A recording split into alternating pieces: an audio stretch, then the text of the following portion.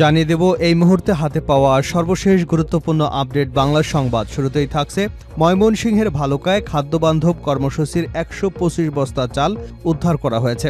বৃহস্পতিবার রাত 11:30টায় গোপন সংবাদের ভিত্তিতে উপজেলা প্রশাসন এসব চাল উদ্ধার করেন। এবারে জানাবো আসামে বাংলাদেশি বংশোদ্ভূত ৪৫০ মুসলমান পরিবার উচ্ছেদ। ভারতের পশ্চিম আসামের গোয়ালপাড়া জেলায় সংরক্ষিত বনাঞ্চল থেকে ৪৫০ পরিবারকে উচ্ছেদ করেছে ভারত সরকার।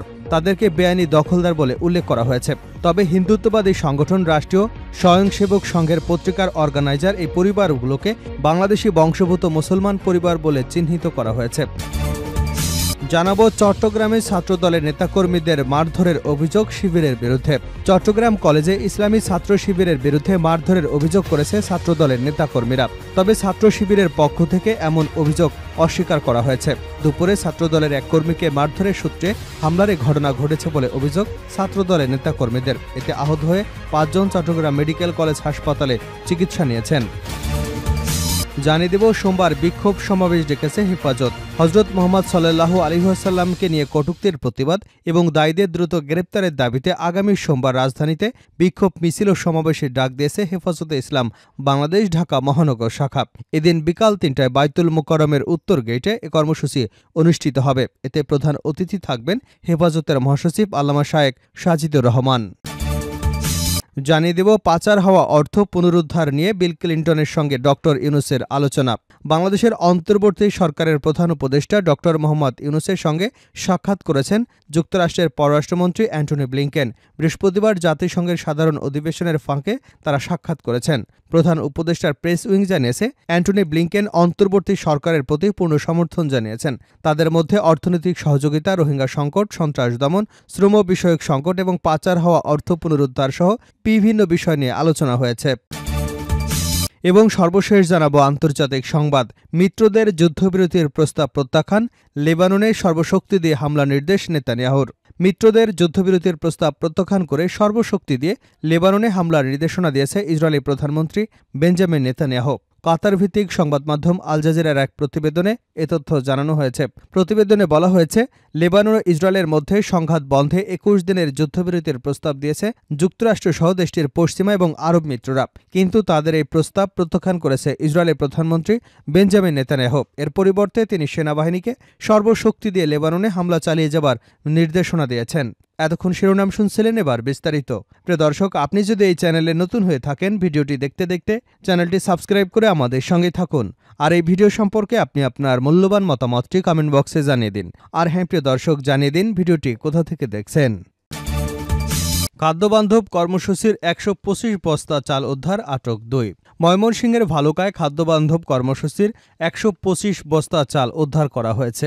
বৃহস্পতিবার রাত 11:30টায় গোপন সংবাদের ভিত্তিতে উপজেলা প্রশাসন এসব চাল উদ্ধার করেন। জানা গেছে, ভালুকা উপজেলার ডাকাতিয়া ইউনিয়নের হোসেনপুর বড়বাজার আসমতের দোকান থেকে খাদ্যবান্ধব কর্মসূচির ১২৫ বস্তা চাল গাজীপুরের শ্রীপুরে এক দোকানে বিক্রির জন্য নিতে চাইলে ট্রাক চালক এবং চাল কিনতে যাওয়া ব্যক্তিদের আটক করে জেলা প্রশাসন। ভালুকা মডেল থানার ওসি মোহাম্মদ হুমায়ুন কবির বলেন, খাদ্যবান্ধব কর্মসূচির চালসহ ট্রাক চালক এবং চাল কিনে নেওয়া ব্যবসায়ীকে আটক করে থানায় নিয়ে আসা হয়েছে। তাদের নামে মামলা করা হবে। উপজেলা নির্বাহী কর্মকর্তা আলিনুর খান কালবেলাকে বিষয়টি নিশ্চিত করে বলেন, ডাকাতিয়া ইউনিয়নের হোসেনপুর বড় বাজারে আসমতের দোকান থেকে খাদ্যবান্ধব কর্মসূচির ১২৫ বস্তা চাল নতুন করে বস্তায় ভরে গাজীপুরের শ্রীপুর উপজেলায় এক দোকানে বিক্রি করবার জন্য ট্রাকে করে নিয়ে যাচ্ছিল। গোপন সংবাদের ভিত্তিতে ভালুকা মডেল থানা পুলিশের সহযোগিতায় ট্রাক চালক এবং চাল কিনে নেওয়া ব্যক্তিকে আটক করে এ বিষয়ে থানায় নিয়ে মামলা করা হবে। আসামে বাংলাদেশি বংশোদ্ভূত ৪৫০ মুসলমান পরিবার উচ্ছেদ। ভারতের পশ্চিম আসামের গোয়ালপাড়া জেলায় সংরক্ষিত বনাঞ্চল থেকে ৪৫০ পরিবারকে উচ্ছেদ করা হয়েছে। সরকারের পক্ষ থেকে এসব পরিবারকে বেআইনি দখলদার বলে উল্লেখ করা হয়েছে। তবে হিন্দুত্ববাদী সংগঠন রাষ্ট্রীয় স্বয়ংসেবক সংঘের পত্রিকা অর্গানাইজার এবং পরিবারগুলোকে বাংলাদেশি বংশোদ্ভূত মুসলমান বলে চিহ্নিত করা হয়েছে। মঙ্গলবার তাদের উচ্ছেদ করা হয় বলে হিন্দুস্তান টাইমসের খবরে বলা হয়েছে। উচ্ছেদ হওয়া ৪৫০ পরিবারের সদস্য সংখ্যা ২০০০। উচ্ছেদের কারণে ৫৫ থেকে ৬০ হেক্টর বনাঞ্চল খালি করা সম্ভব হয়েছে বলে উল্লেখ করেছে সরকারি কর্মকর্তারা। চট্টগ্রামে ছাত্রদল নেতা কর্মীদের মারধরের অভিযোগ শিবিরের বিরুদ্ধে। চট্টগ্রাম কলেজে ইসলামী ছাত্র শিবিরের বিরুদ্ধে মারধরের অভিযোগ করেছে ছাত্রদলের নেতাকর্মীরা। তবে ছাত্র শিবিরের পক্ষ থেকে হামলায় নিজেদের সম্পৃক্ততার কথা অস্বীকার করা হয়েছে। বৃহস্পতিবার দুপুরে ছাত্রদলের এক কর্মীকে মারধরের সূত্র ধরে হামলার এই ঘটনা ঘটে বলে অভিযোগ ছাত্রদলের নেতাকর্মীদের। এতে আহত হয়ে ৫ জন চট্টগ্রাম মেডিকেল কলেজ হাসপাতালে চিকিৎসা নিয়েছেন। তবে এ বিষয়ে জানতে যোগাযোগ করা হলে চট্টগ্রাম মেডিকেল কলেজ হাসপাতাল পুলিশ ফাঁড়ির ইনচার্জ মোহাম্মদ নুরুল আলম আশেক, চকবাজার থানার ওসি জাহিদুল কবির এ বিষয়ে কিছু জানাতে পারেননি। চট্টগ্রাম কলেজ ছাত্রদলের আহ্বায়ক সাফরাজ নুরি সিদ্দি জানান, দুপুর ১২টার দিকে চট্টগ্রাম কলেজে গিয়েছিলেন সমাজবিজ্ঞান বিভাগের ৪র্থ বর্ষের শিক্ষার্থী ছাত্রদল কর্মী আশরাফ উদ্দিন।